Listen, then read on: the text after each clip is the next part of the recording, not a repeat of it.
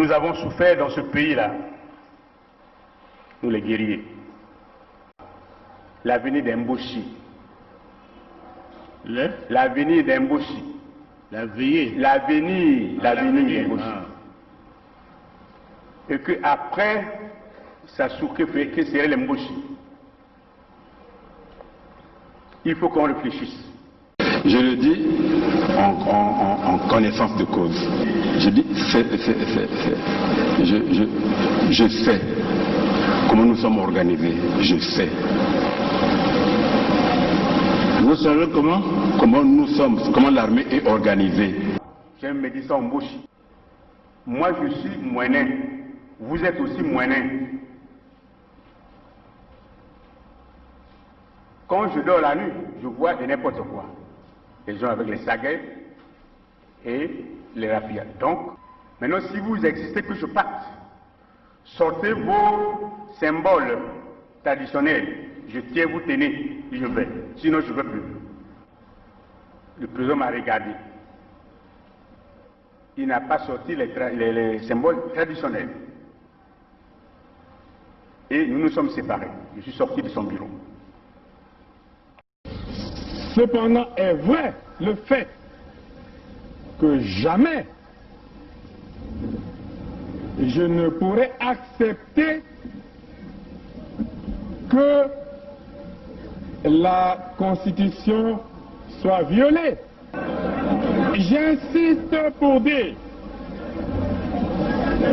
que lorsque la Constitution est violée, les démocrates ne doivent pas l'accepter.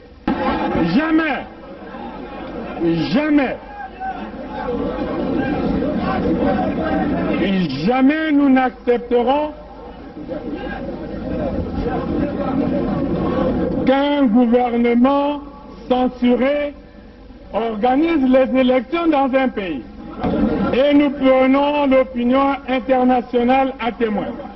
Jamais. Jamais nous n'accepterons que soient organisées des élections hors la loi. Partout ailleurs en Afrique où les dirigeants se sont permis de méprise sur ces questions, ces dirigeants ont plongé leur peuple dans les drames que nous connaissons. L'espèce de conseil constitutionnel qu'ils ont mis en place à la hâte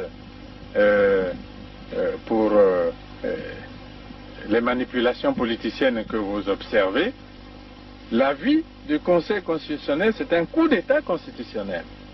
Plus de 70 ans, on n'est plus éligible. Et pour moi, c'est un principe cardinal, le respect de la parole donnée. Accusé d'Abira, puisque vous dites que c'est Nyangambola qui est à l'origine, qui a pris l'initiative du coup, du complot, et vous êtes informé de ce que votre ami et président de la République, sa vie est en danger. Et le danger provient de sa garde, du patron de sa garde. À qui avez-vous donné cette information? D'abord, partant du premier, là vous me rappelez des bonnes choses, j'avais déjà aussi fait, pendant que je remettais la fiche écrite par Bizi, j'avais aussi fait comprendre au président, par lettre toujours, que j'étais inquiet pour sa sécurité. Comment une personne qui est de sa sécurité pouvait-il s'associer aux gens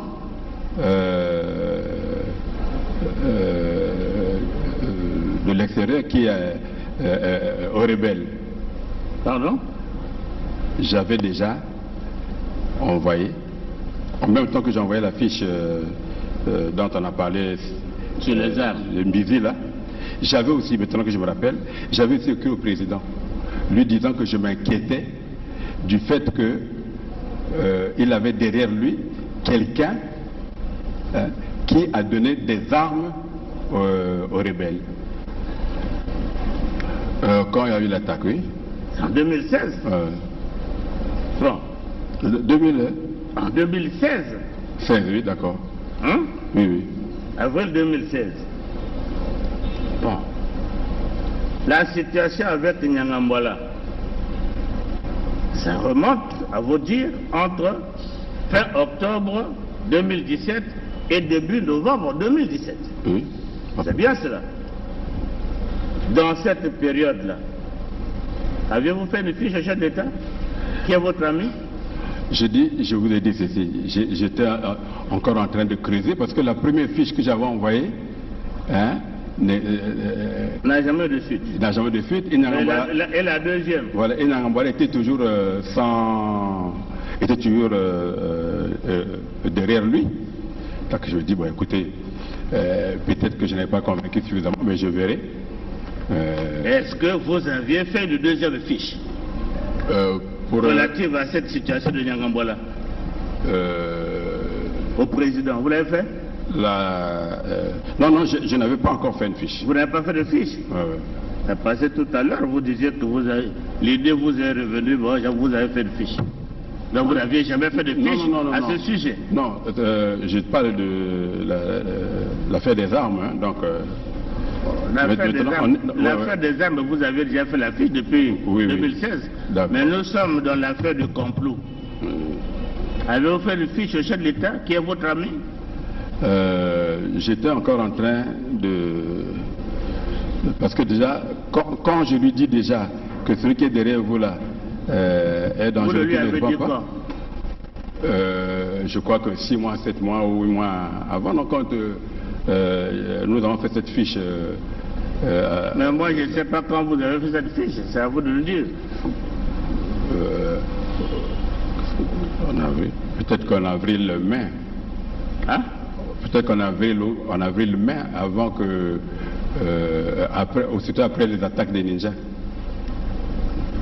Oui, mais les attaques des ninjas, depuis que ça avait commencé, tout Congolais sait ce qui s'est passé réellement.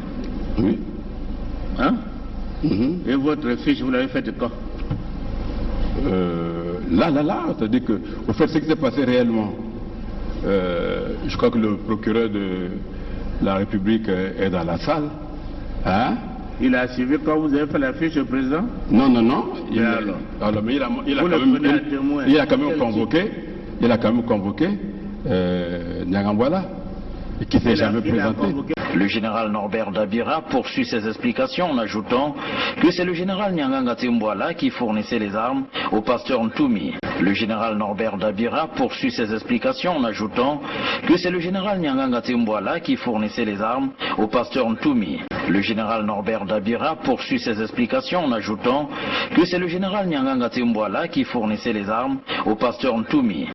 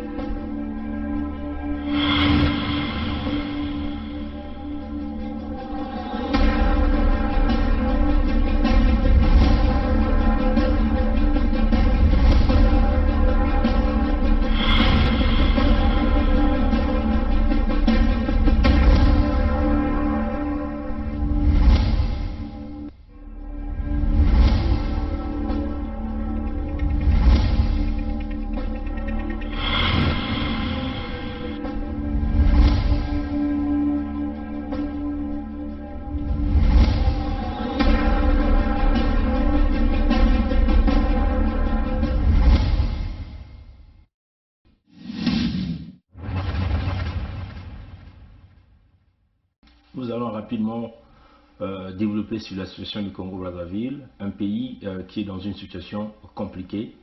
Mais vous voyez, il y a une fraction des gens qui se préparent à commettre un autre chaos. Et le chaos que ce pays est en train va encore subir, c'est encore un chaos sur simplement la fraude au niveau des institutions, le pillage d'argent continu. Nous allons essentiellement traiter deux sujets. Le tout premier, nous allons parler d'un mémo publié par Unicongo.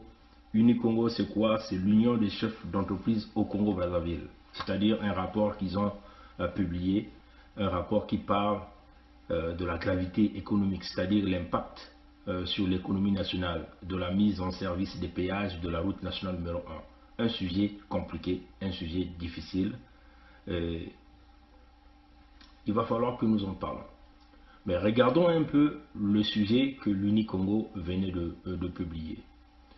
Bon, nous vivons une bourde du régime Sassou, qui est une bourde répétitive.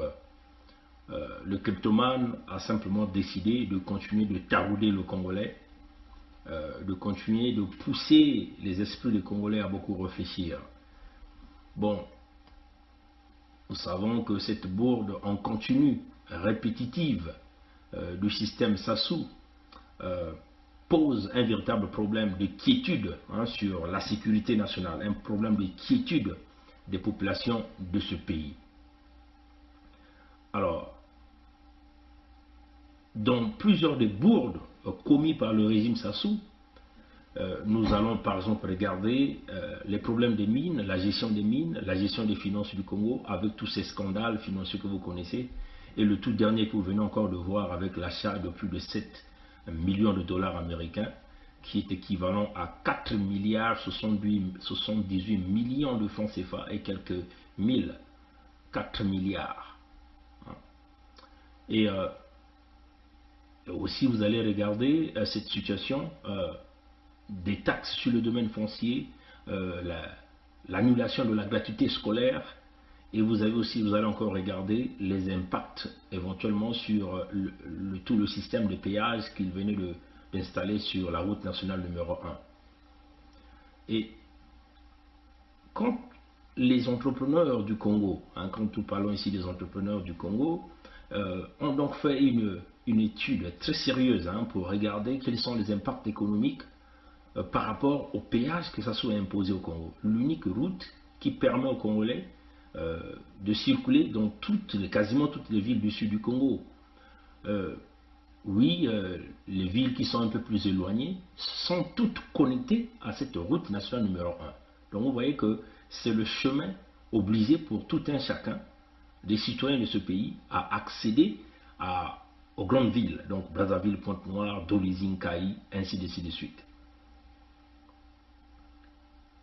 Et les opérateurs économiques du Congo, les chefs des entreprises au Congo, sont très inquiets de cette situation.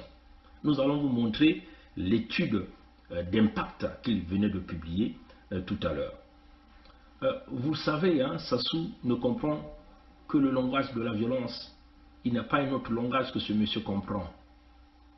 Mais notre seule façon de pouvoir pousser ce régime jusqu'au bout du souffle, c'est simplement de pousser le peuple congolais à se lever comme un, de mettre de côté la peur, parce que au fur et à mesure que nous avalons la peur, que nous avalions notre peur, l'homme continue d'avancer, parce qu'il nous prend comme des imbéciles, comme des petits cans, qui ne voient absolument rien. Vous voyez, dans le régime Sassou, comme venait de me le dire, ce colonel, l'un de mes informateurs, qui me dit, tous les bruits que vous faites, l'homme casse ses bouteilles de Jack Daniel dans son salon en train de regarder vos vidéos, mais il a toujours dit que le chien aboie, la caravane passe, parce que le bruit que nous faisons n'a pas d'impact sur la population. Pourquoi? Parce que déjà, ils ont mis des conditions difficiles d'accéder à l'outil informatique, à accéder à l'Internet. Ils ont gonflé les tarifs, les données informatiques, les données Internet au Congo, ce qui fait que avec l'asphyxie économique qu'ils ont imposée au peuple, avec l'armageddon économique qu'ils ont imposé au peuple, les citoyens n'ont pas accès, c'est-à-dire la plus grande partie. Éventuellement, les jeunes que nous voulons que ces jeunes-là puissent prendre en main leur avenir, n'ont pas accès la plupart du temps à nos informations. Ceux qui ont accès à ces informations, ce sont ceux-là qui travaillent avec le régime, ceux-là qui ont la possibilité de mettre leurs mains sales, bourrées de matières fécales dans la caisse de l'État. Ce sont ceux-là qui ont accès la plupart du temps à nos vidéos et à nos messages. Donc, les opérateurs économiques du Congo sont très inquiets. Nous allons donc se mettre à tourner la caméra pour vous montrer, puisque nous avons toujours dit que nous sommes dans le système du baie vitré, pour que les gens ne se posent pas la question pour nous dire où est-ce que vous avez eu ces informations. Tout le monde écoute tout le monde parle à tout le monde, voilà, tout le monde voit tout le monde. C'est ça le système du baie vitré. Comme vous le voyez ici, c'est un mémo Unicongo impact sur l'économie nationale de la mise en service des péages de la route nationale numéro 1. Comme vous le voyez sur le rapport ici, chers amis démocrates africains, comme nous avons l'habitude de vous présenter, nous vous présentons le Congo 360 degrés sur un tableau. Nous avons déjà démontré cette problématique quand nous avons présenté les 7 péages de cette route nationale numéro 1. Pour un poids lourd qui voyage entre Brazzaville et Pointe-Noire, le poids lourd est confronté à 7 points de péage. Chaque point de péage est à 40 000 francs CFA. Donc pour un aller-retour pour ce poids lourd, c'est 560 000 francs CFA. Bon, nous avons déjà prédit qu'il devait y avoir une inflation à outrance au Congo-Brazzaville. Et éventuellement, cette inflation va se répercuter dans le panier de la ménagère. C'est-à-dire que tout Congolais est concerné. Quel que soit l'endroit où vous vous retrouvez au Congo, vous êtes tous concernés. Regardez un peu l'étude de faisabilité que Unicongo venait de présenter dans ce tableau-ci. On a montré donc un tableau comparatif des routes nationales dans quelques pays d'Afrique centrale et d'Afrique de l'Ouest, comme vous le voyez ici, Afrique centrale et Afrique de l'Ouest. Le Congo-Brazzaville, nous sommes là, c'est la route nationale numéro 1, pardon, et ils ont montré le tronçon qui part de Brazzaville à Pointe-Noire. Nous avons 7 points de péage sur cette route. Et puis vous avez cette route, à peu près, c'est 511 km. Le tarif par péage, vous le voyez ici, c'est 40 000 francs CFA.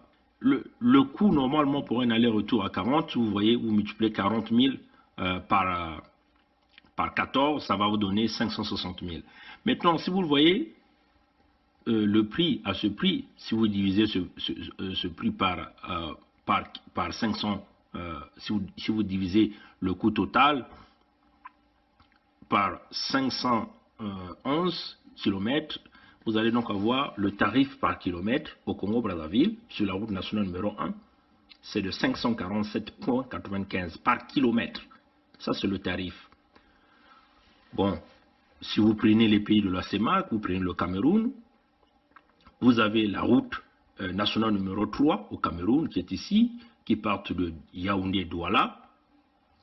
Vous avez 3 péages sur cette route. La distance totale, donc on peut considérer que c'est la moitié de la distance du Congo-Brazzaville, est de 238 km. Le prix de péage de poids lourd par péage, c'est 500 francs CFA. 500 francs CFA comparable à 40 000 francs CFA. Là, nous sommes au Cameroun, chers amis. Vous voyez, nous avons 3 péages, quasiment la moitié de la route qui est de Brazzaville-Pointe-Noire. Nous avons 3 péages. Les distances, c'est 238 km. Le tarif par péage d'un poids lourd, c'est 500 francs CFA. Vous voyez? Donc, le prix total, pour un aller simple, vous multipliez les 500 fois 3, vous allez avoir donc 1500 francs CFA pour une route de 238 km. Mais le cas du Congo-Brazzaville, vous multipliez 40 fois 7, 40 000 fois 7, vous allez avoir 280 000, ça c'est pour un aller simple. Le Cameroun, Douala-Yaoundé, 3 points de péage, à 238 km de route. Chaque péage, vous payez 500 francs CFA. La distance totale que vous allez parcourir pour un aller simple, vous allez seulement payer 1500 francs CFA. Mais au Congo-Brazzaville, vous allez payer 280 000 francs CFA. Donc regardez, chers amis, le prix par kilomètre parcouru sur la route Douala-Yaoundé, c'est 6,30 francs CFA. Mais au Congo-Brazzaville, c'est 547,95. Nous allons encore prendre la route nationale numéro 10 qui part de Yaoundé, Garoua, Boulaye, c'est 2 points de péage, 2 points de péage, et c'est une route de 588 km. Donc c'est une route qui est supérieurement longue par rapport à Brazzaville-Pointe-Noire. Vous aviez que 2 points de péage sur cette route de 588 km. Le prix par péage, c'est 500 francs CFA. Le coût total, vous multipliez 500 fois 2, les 2 points de péage, pour un aller simple entre Yaoundé, Gaoua, Boulaye, c'est 1000 francs CFA. Donc le prix par kilomètre, c'est 1,7 francs, 1,70 francs CFA. Prenons encore un pays pauvre comme la République centrafricaine, puisque nous essayons de comparer. La République centrafricaine, c'est un pays complètement enclavé, qui n'ont même pas le chemin de fer Congo-Océan. Si vous partez de Gaoua, Boulaye, Bangui, sur la route nationale numéro 3, donc vous voyez que cette route-là, je crois que ça va jusqu'au Cameroun, et vous avez 8 points de péage sur cette route. C'est une route de 592 km, 592 km, et vous ne payez que 1000 francs par point de péage. Donc au total, sur une route de 592 km, vous multipliez les 1000 par 8, vous payez que 8000 francs CFA pour un aller simple. Le coût par kilomètre est de 13,51 francs CFA.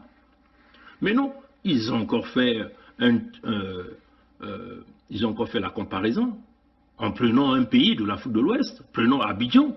On a ici la route nationale A, la route nationale numéro 3, donc A3, Abidjan, Yamoussoukro. Vous aviez 2 points de péage qui représentent quasiment la moitié de Brazzaville-Pointe-Noire. Le kilométrage total entre Abidjan et Yamoussoukro, c'est 240 km. Le prix par péage, c'est 5000 francs CFA. Et vous parcourez 240 km, vous ne payez que 10 000 francs CFA pour un aller simple. Et le coût par kilomètre, vous avez ces 41,67 francs CFA. Donc vous comparez les pays en faisant l'étude comparative. L'étude comparative entre les pays de la sous-région, vous vous rendez compte que le Congo est le pays où les routes sont les plus chères du monde entier. Et dans tous ces pays que nous venons de citer, ils ont des routes alternatives pour rejoindre ces pays-là, pour rejoindre ces villes-là. Donc si vous ne voulez pas prendre la route payante, vous allez prendre une route alternative qui va vous permettre d'arriver à votre destination. Donc vous voyez que, qu'il s'agit de la zone de l'Afrique centrale ou de la zone de l'Afrique de l'Ouest, vous voyez que le Congo est le pays où les routes sont plus chères, où vous payez 547,95, donc quasiment 548 francs CFA par kilomètre. Et si vous voyez à Yaoundé, au Cameroun, vous avez quasiment entre 1,70 et 6,30 par kilomètre. En République centrafricaine, vous avez 13,51 par kilomètre. Sur la route Abidjan-Yamoussoukro, vous ne payez que 41,67 par kilomètre. Donc vous avez une route de 240 km, 2 points de péage, 5000 par point de péage. Si vous voyez République centrafricaine, une route de 592 km, vous avez 8 points de péage, vous ne payez que 1000 francs par point de péage, le total vous fait 8000, et vous avez une route au Cameroun qui part de Yaoundé, Gaoua, Boulaye, une route de 598 km, il n'y a que 2 points de péage, vous ne payez que 500 fois par point de péage. Encore une autre route entre Yaoundé et Douala, qui représente à peu près Brazzaville-Pointe-Noire en ce qui concerne les grandes villes, mais la distance est de 238 km. Il n'y a que 3 points de péage, vous ne payez que 500 francs CFA par péage. Et regardez le Congo-Brazzaville, une route de 511 km, vous avez 7 points de péage et vous payez 40 000 par point de péage. Donc pour un aller simple, pour un poids lourd, ça va vous faire 288 000. À l'heure retour, c'est 560 000. C'est choquant. Alors, moi, quand j'ai vu cette étude-là, j'ai dit il va falloir que j'en parle au peuple congolais, qu'on parle à tout le peuple congolais, parce que c'est une situation que nous devons prendre au sérieux. L'impact économique sur ce que le régime Sassou venait de faire, l'étude de ce tableau fait par les entrepreneurs, donc l'Union des chefs d'entreprise du Congo, a été un travail impeccable. Ils ont fait une étude comparative et vous avez vu ce tableau qu'on vous a présenté. Donc, qu'est-ce qui se passe? Mais vous avez un peuple qui est assis tranquillement, qui pense que tout Mars fonctionne sur des roulettes. Mais ça nécessite une grande réflexion. Il faut que nous nous levons en tant qu'un peuple conscient et sérieux. Essayons de mettre de côté la peur qui nous anime. Vous voyez, chers amis. Maintenant, bon, on n'a pas encore fini. Et vous avez encore un autre pays qu'on appelle ici le Mali.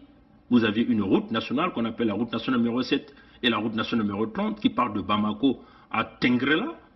Il y a 4 points de péage. C'est une route de 341 km.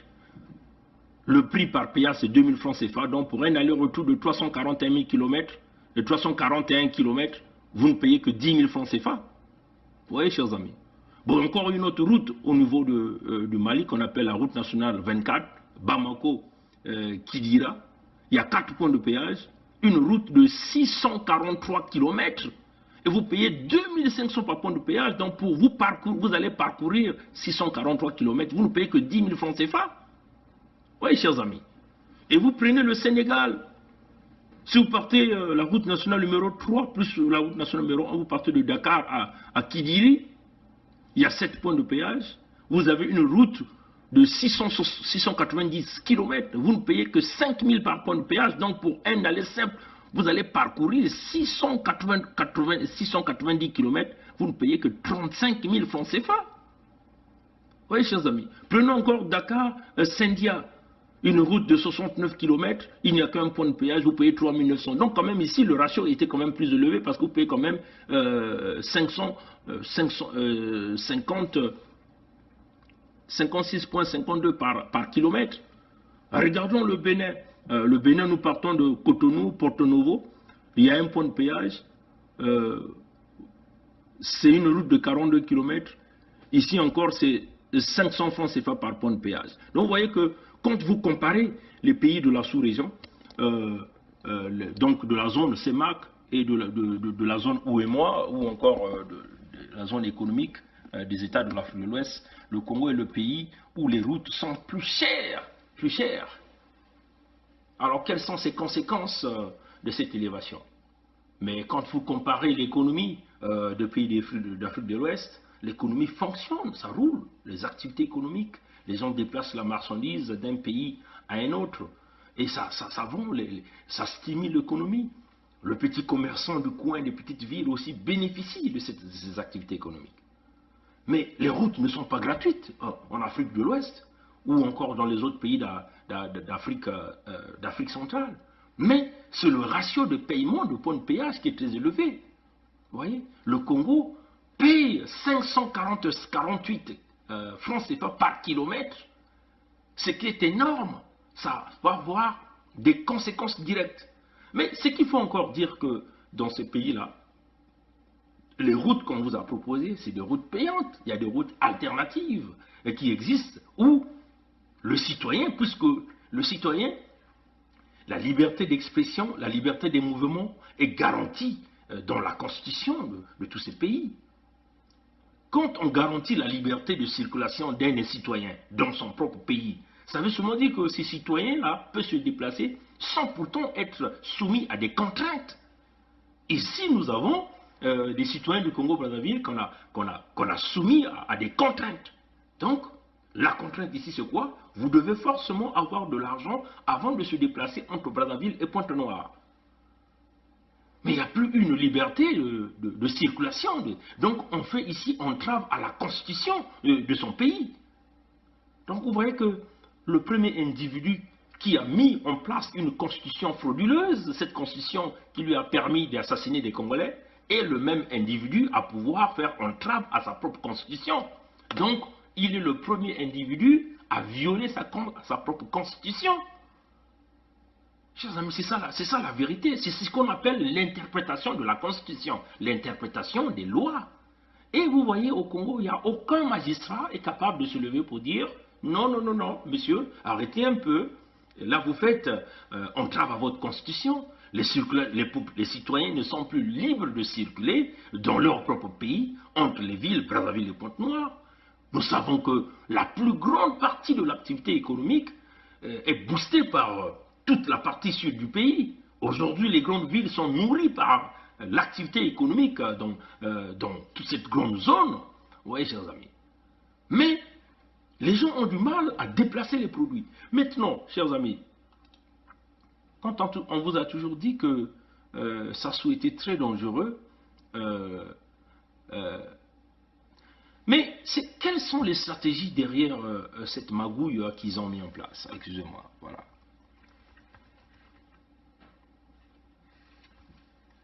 Voilà. Quelles sont les stratégies? Ben, ils savaient, hein, puisque nous savons que avant, c'est le chemin de fer Congo-Océan qui avait cette capacité de bouger de marchandises de Brazzaville à Pointe-Noire, de Pointe-Noire à Brazzaville. Et tout au long du trajet, il y avait des gares qui reliaient l'intérieur du pays.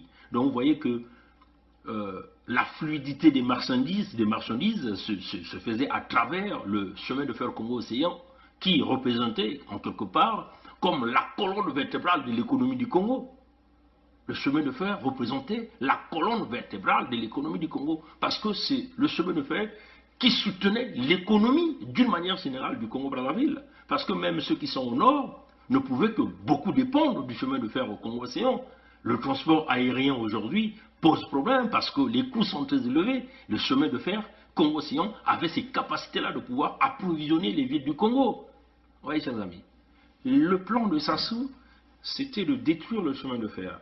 Il sait que la plus grande partie des Congolais ne dépendent que du chemin de fer Congo-Océan. Aujourd'hui, avec la destruction du chemin de fer Congo-Océan, il a brûlé tout le système économique des petits commerçants au Congo. Même les chefs d'entreprise aujourd'hui au Congo, les quelques chefs d'entreprise qui existent, sont éventuellement dans une énorme difficulté.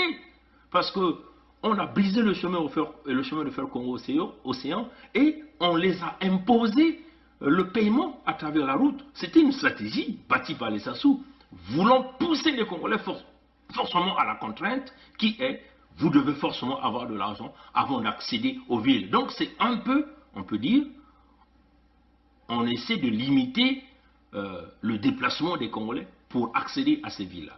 Donc le plan de Sassou, il était connu. Il sait que l'économie dépend. Le chemin de fer est la colonne vertébrale. Le chemin de fer, le Congo-Océan, est le pilier de l'économie. Je brise le chemin de fer Congo-Océan et moi je vais donc voler l'argent de l'État congolais. Je vais aller m'endetter auprès des Chinois et les Chinois viendront construire une route et nous allons obliger les Congolais forcément à payer. Vous voyez que, en fait là, c'est des stratégies de Sassou qu'il a fait. Et malheureusement, le peuple ne bouge toujours pas. Le peuple ne comprend toujours pas. Quel est ce peuple-là où on les pousse au fin fond du mur? Ce peuple-là est incapable de pouvoir se mobiliser pour aller chercher ses libertés. C'est du jamais vu. Voilà. Donc, comme le dit sa propre constitution, sa propre constitution, l'article 22 de la constitution de Denis Sassou Nguesso, cette constitution de 2015 là, et qui lui a permis d'aller assassiner les Congolais, l'article 22 de la constitution de Sassou Nguesso garantit la liberté de circulation des citoyens et des biens. La liberté de circulation des citoyens et des biens. Mais là, nous faisons là entrave à l'article 22 de la Constitution. Donc, Sassou lui-même a fait entrave à sa Constitution, ce qui devait être punissable par rapport à la loi. Ou encore, quand la Constitution est violée, les démocrates ne doivent pas l'accepter. Cependant, est vrai le fait que jamais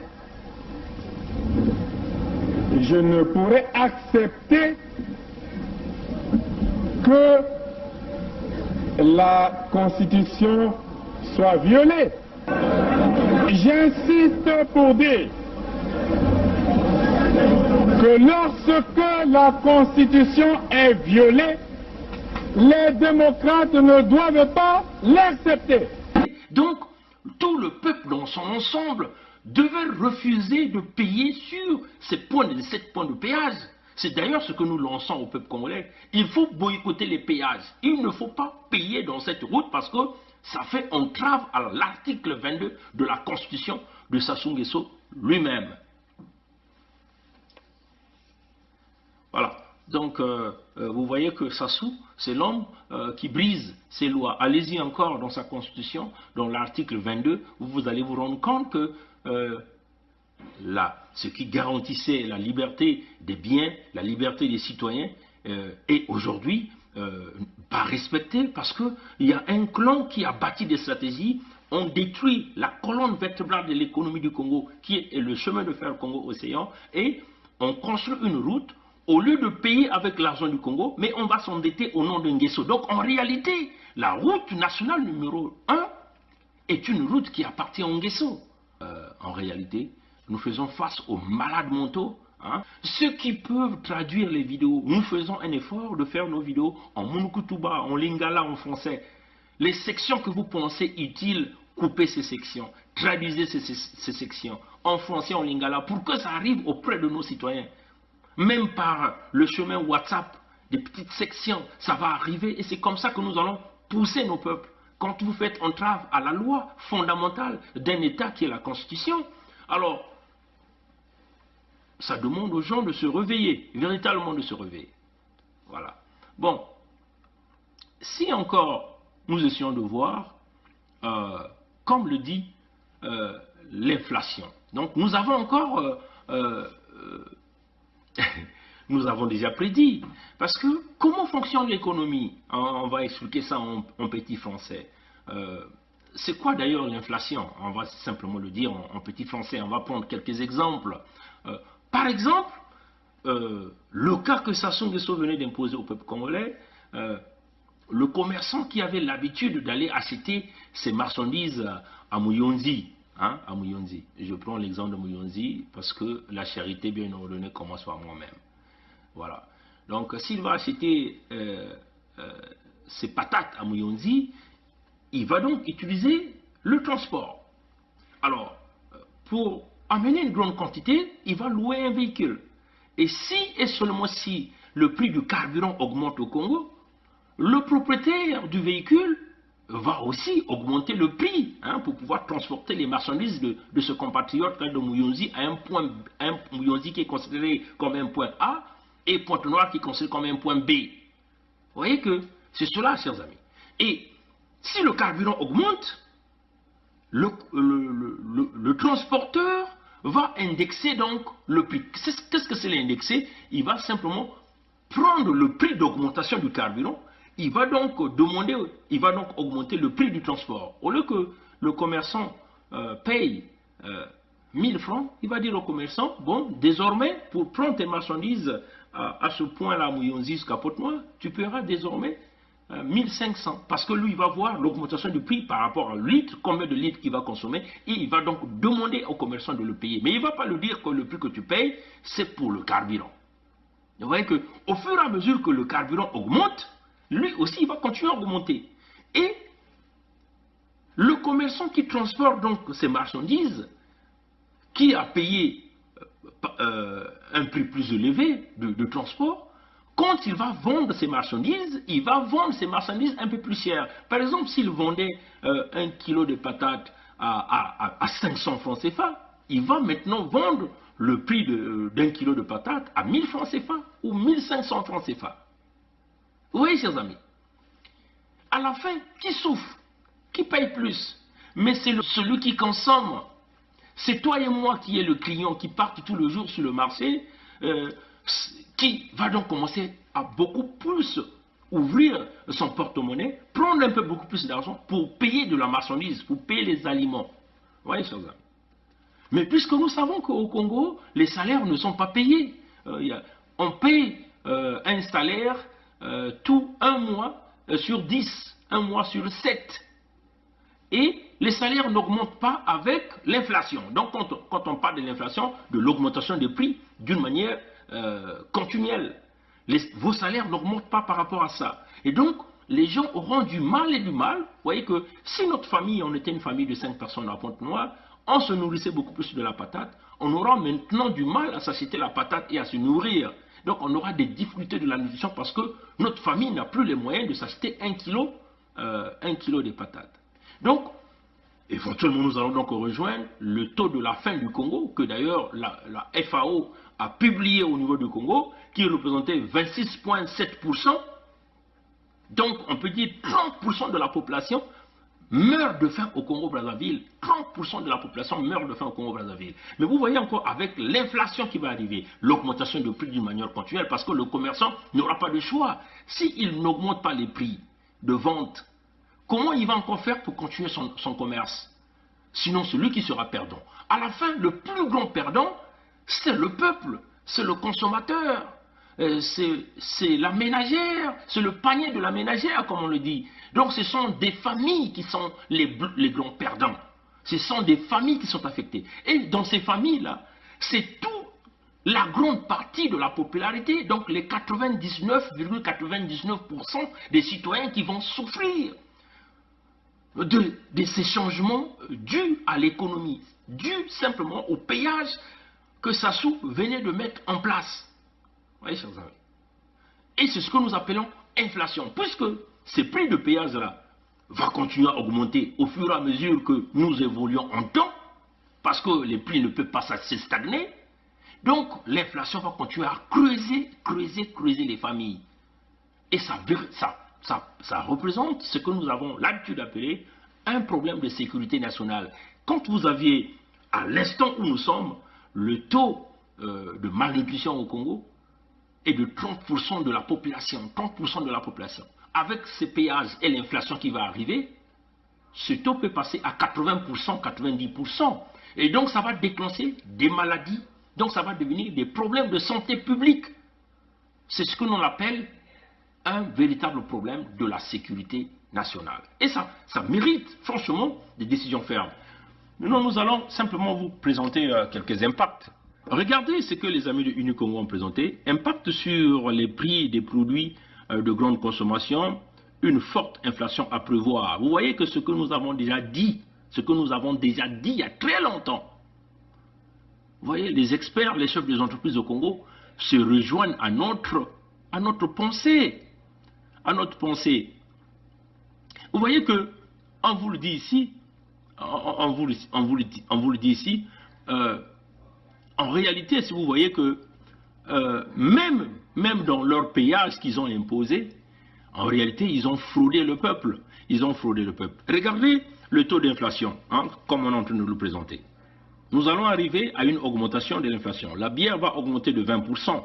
Par exemple, on peut dire que si tu achetais la bière à 500, la bière va maintenant coûter à 600. L'eau, quand nous voyons ici l'eau, donc l'eau en bouteille, vous voyez, ça va augmenter de 10%. Donc, on vous parle ici, le prix part de 400 à 440 et même à 500, 550. La farine augmentera de 24%. Vous voyez, chers amis, on parle même de 30% dans la partie nord, de la partie nord du pays. 24% c'est peut-être entre Brazzaville et même les autres villes. Regardons le maïs. Le maïs ici passera à 22%. Donc vous voyez qu'une tonne qui partait à 180 000 sera désormais vendue à 220 000. Et puis vous avez le sucre, passera à 3%. Et vous aviez beaucoup de produits que nous sommes en train de parler ici. Vous aviez les fruits et les légumes peuvent augmenter jusqu'à 12%. Et vous aviez le gaz jusqu'à 12%, le ciment à 4%, et vous aviez les agrégats aujourd'hui qui passera quasiment à 14,5%. Mais ça, c'est simplement une estimation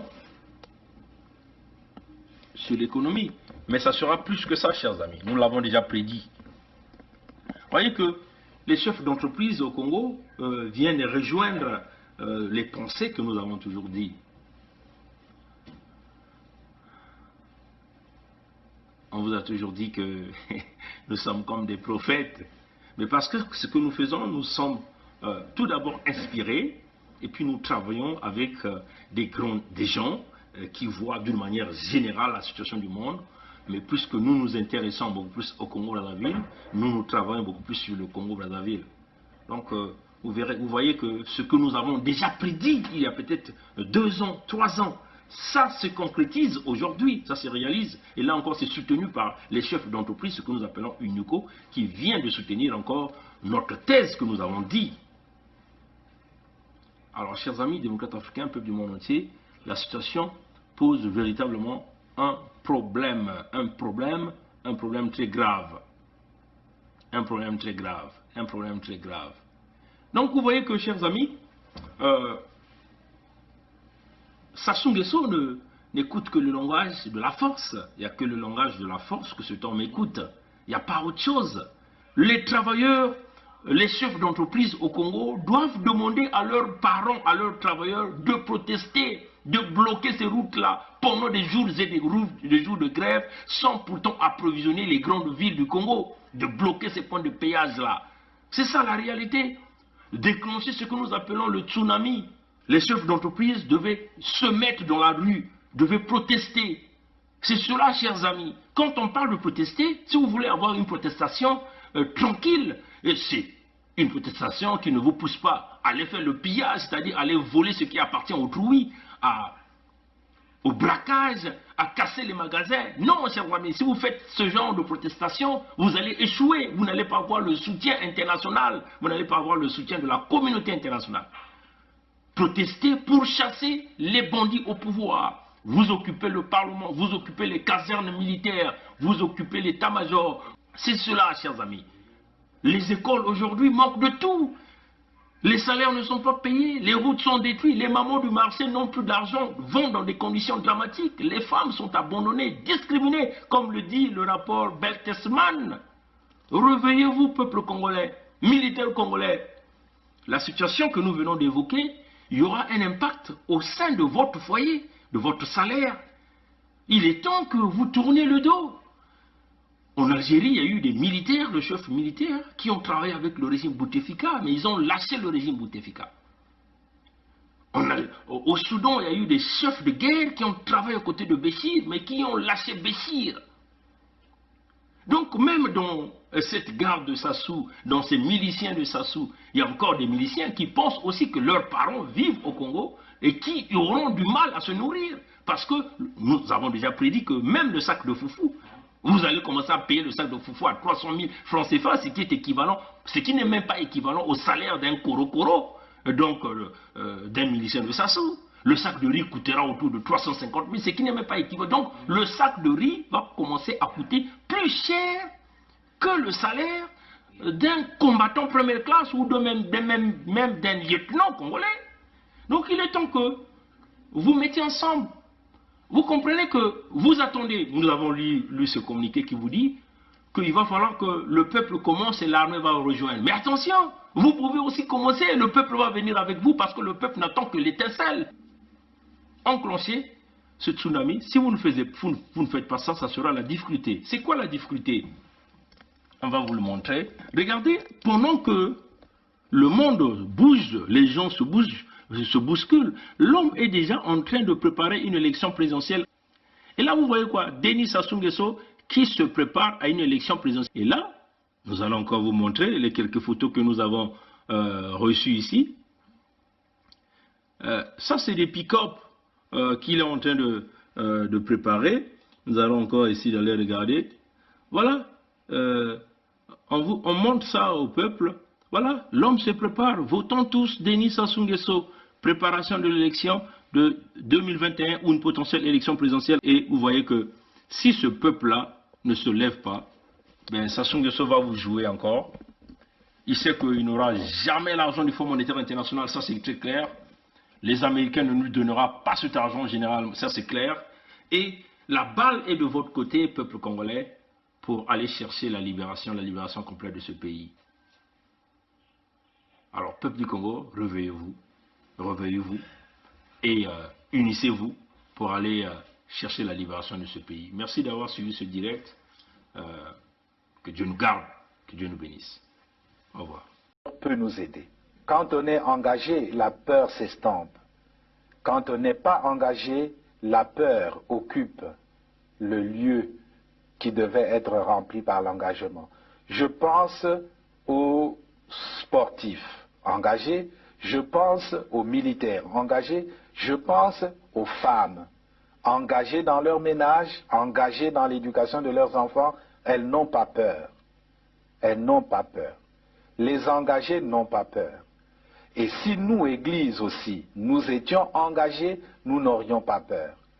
Même sans être Saint Ignace qui désirait le martyre, nous serions audacieux pour dire aux politiciens, même aux politiciens de nos ethnies propres, que ceci n'est pas bon. Quitte à ramasser des gifles, quitte à être persécuté, mais on n'aurait pas peur. Je pense que la peur, c'est l'expression d'un vide, d'un manque d'engagement. Et donc d'un manque d'amour. Parce que celui qui aime ne peut pas ne pas s'engager. Quand on aime Dieu, on s'engage.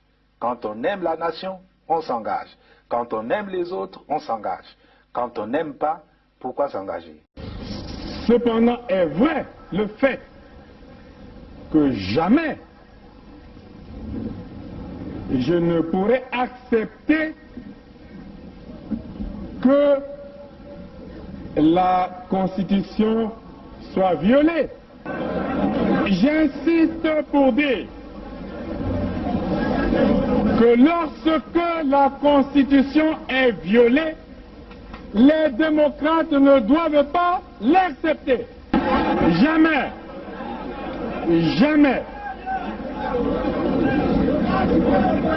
Et jamais nous n'accepterons qu'un gouvernement censuré organise les élections dans un pays. Et nous prenons l'opinion internationale à témoin. Jamais.